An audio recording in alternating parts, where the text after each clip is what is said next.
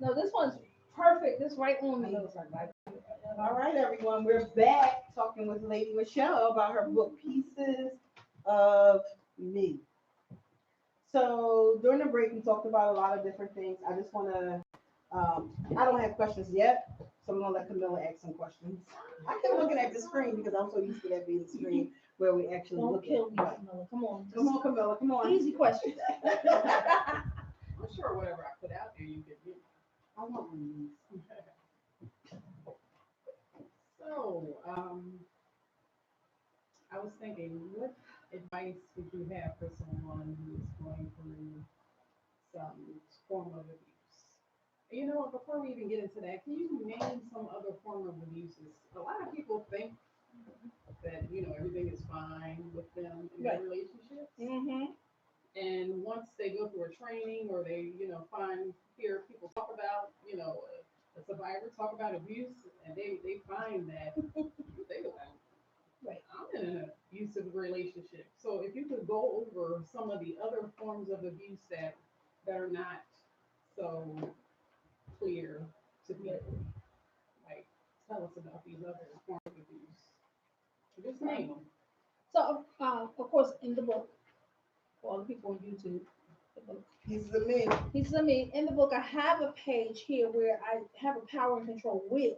So on that wheel, it has some things that will go deeper into what these characteristics, I can't speak, are of the different abuse, different types. So of course, we already know we have physical, and that could be the hitting, the biting, all that kind of stuff. But we also have the emotional side of it, and that can be if they're putting you down, making you feel bad, threatening you, calling you names, that kind of stuff.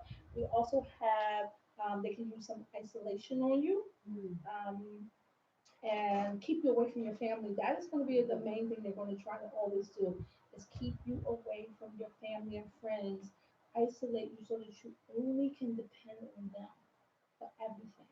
And once you do try to get away, it's hard because now you haven't spoken to your family and friends, so that kind of stuff. Of course, you're going to have some financial abuse, financial, they take control of all of the money. And people easily can say, oh, well, you're taking control of all my money. But it can happen because maybe you're not so strong in um, paying bills and things like that. And that abuser, because they're so manipulative and they make you feel like I can really do this, I can help us out. You put all of your money into my account and I'll pay all of the bills. Well, before you know it, you have given them so much power over your money. So just things like that. They can use your social security number to buy houses and cars. Many people get out of abusive situations and find out they have a credit score of like 2 or 300 because someone has used their name.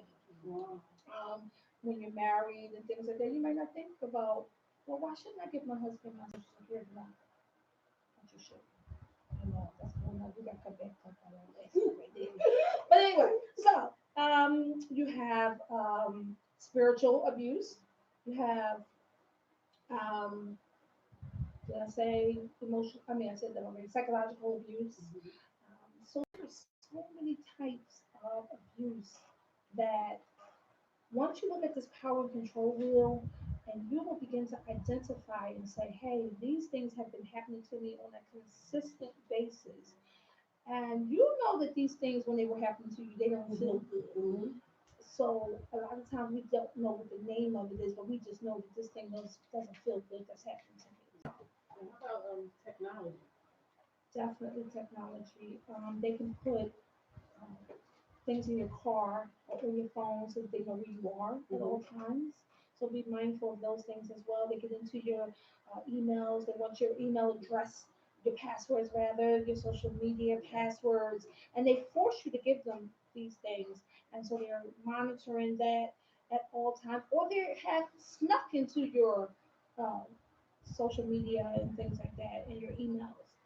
That did happen to some people that I know of personally that happened to, and they had to just get rid of everything and start over fresh. That is another thing I want to say, ladies, even men. Sometimes you have to start over. Do not get caught up in saying, I don't want to leave my job, or I don't want to leave my home, or I don't want to leave my family. If you have to get away from this person, do it. If that means you have to move out of the state, there are resources out here now that will help you get away. You are looking at a person who had to do that. I had to leave my job. I had to change my daughter's school. I had to, I was in hiding for 4 years when I left my husband. 4 years. Mm. But I had to do that in order to save me and my daughter. So please do not get caught up in saying, no, I'm not leaving. This is my house. This is my job. This you may have to do it. But you planned that out, didn't you? I did not. You did. I It had was to abrupt. because it was happening. He Mhm. was just doing some crazy things that I felt like our lives were in danger. Okay. And so I had to make the move. And I didn't have all this that we have now. I didn't even know about the women in transition and the women against abuse and all that stuff. I didn't even know how to get to it. I didn't know it existed. A lot of this stuff wasn't developed. Right. back So then. that's another reason why I wrote this book because I wanted to show people that listen, this stuff out here for you. You don't have to stay like that. You don't have to stay there because I just had to leave. I had to move, leave my house. That was a mindless. I had to move. I had to leave my job. That was many, many months ago when it was easy to find a job. But so I'm not saying to anyone out here that it's going to be easy and that it's going to all the pieces are going to flow. I'm not saying that, but I am saying if you really want to save you and your children, you can do it. I'm going to give you hope. You can do it. Use these resources, and if one resource doesn't help you, then you go to another. If you have to call me, you gotta get that help. Do not stay in these relationships. Mm. People are dying. Children are dying. One last thing. I know we gotta get ready to go. No, We no, gotta no, get ready take your to time, because I'm gonna let you go through all of Ladies, that. ladies. I know you're scared of being alone, but you have to be by yourself sometimes rather than be in these relationships. And you're getting these boyfriends and you are not doing any kind of background checks on these men. And you're bringing them into the homes with your children. There is not a job out here that does not do a background check. They No, will not even hire you fully until they do a background check on you. And then they still give you 90 days to see if it works before they really take you in. We take them in on day one. We take these boyfriends in on day one. And we let them love on us and love us up and all this other stuff, and then they're killing our children. Boyfriends are stabbing these kids, killing them, shooting them, all kinds of things like that. Ladies, we've got to do better for our children. That's killing me. It's really, really, really hurting my heart when I'm getting tagged in things on Facebook and social media and text messages. All of these children are being killed by boyfriends. Ladies, we got to do better. It's okay to be alone. You're not really lonely, but you need to be alone and get healed and be there for your children. That's all I'm gonna say one day. quick question. Have you considered writing other books, or will there be a sequel to Pieces of Me? The flip side. There will be a sequel. We are in the process of writing that right now. My publisher and I, we are working Same on that. publisher? Same publisher. Shout out to Holly. Love her so much. Um, but we are doing another book, and it will be out by next year because we will be celebrating 5 years of Heal and Rebuild Unbreakable Spirit, which is my organization for women. It's a women's empowerment organization where we teach you about how to get away from domestic violence, abusive situations, and we give you hope and we teach you different ways and show you resources and things like that. So we will be 5 years old next year, and we're going to make sure that the book is out and ready. And it's really going to talk about more about freedom and all of those different things, thriving after trauma. Awesome. That's not the name of the book. Don't steal my name, y'all. Is that the name of the book? That's not the name of the book. Oh, okay. So yeah, so while you're elaborating on that, give the people how to reach you, social media, contact information, how they can buy the book, how they can reach any of these organizations if they need help. Just give them all the background specifics they need. Right. See, we're all getting it. Yeah. Oh God, my mouth is dry. I just want to say, Camilla, who's here with us, co-hosting. I love this woman. We are working on our domestic violence conference. It's coming up Awesome. October the 12th. Woo! Yeah. So Maybe maybe just think clap. maybe Mark and all them will have us come back so that we can talk about our conference coming up. But it's October the 12th, and it is really, we've heard the sad stories, we've heard the gloom and doom stories, and all of those different things. And those things are very important because we need to know what happened to the people so that now we know how to take the next steps.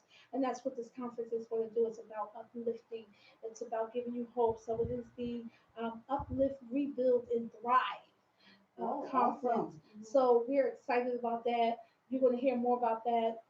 We want to see all of you come, even if you're not in a domestic violence situation, but you may know someone. Still come out and get the information because you never know who you're going to have to talk to about it. You never know when someone's going to be in a nail salon and wants to talk to you about it, or doctor's office or whatever. And you need to know. You have family members who are going through it. So come out to that conference. So I want to make sure that I put that plug in there for that, for Camilla and myself.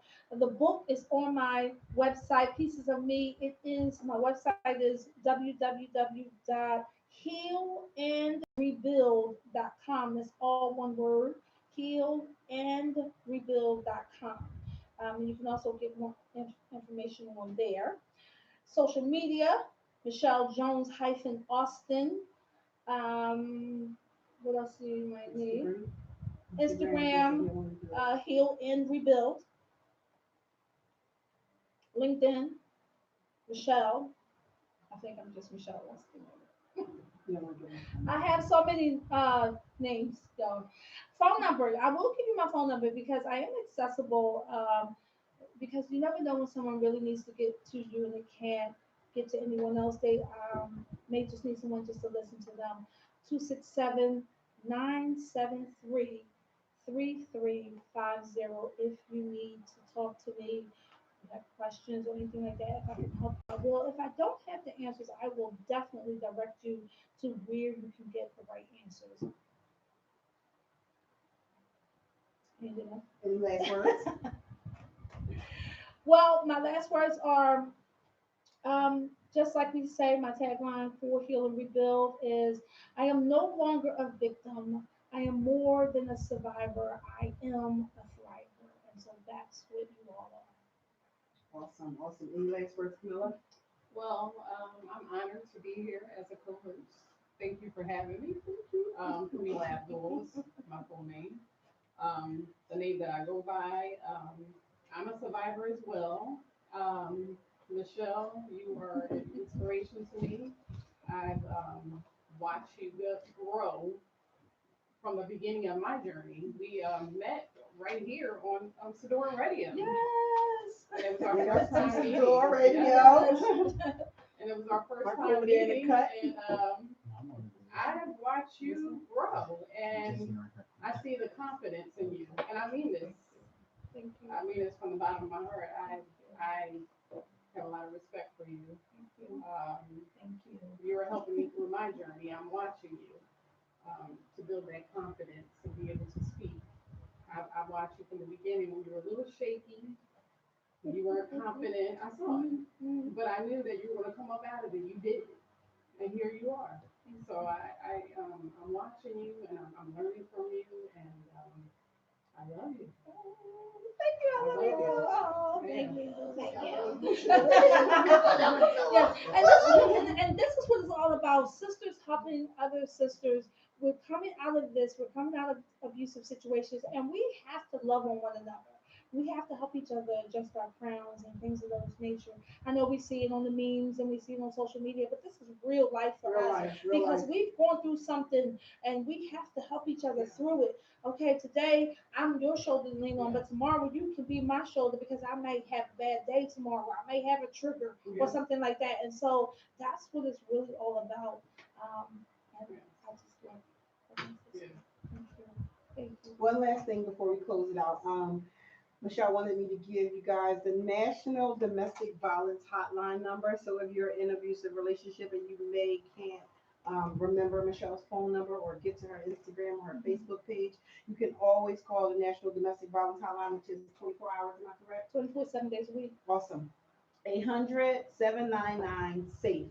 SAFE is 7233. 1-800-799-SAFE. So we thank Lady Michelle for coming out today. We thank our co-host Camilla. Thanks to everybody who tuned in to Sador's Turning Pages tonight. We appreciate you guys. We appreciate the love and support. Next month, one of our radio show hosts, Pamela J, will be returning with her new book called Brown Girl. So we see you guys in September. Have a wonderful evening. Good night. Woo!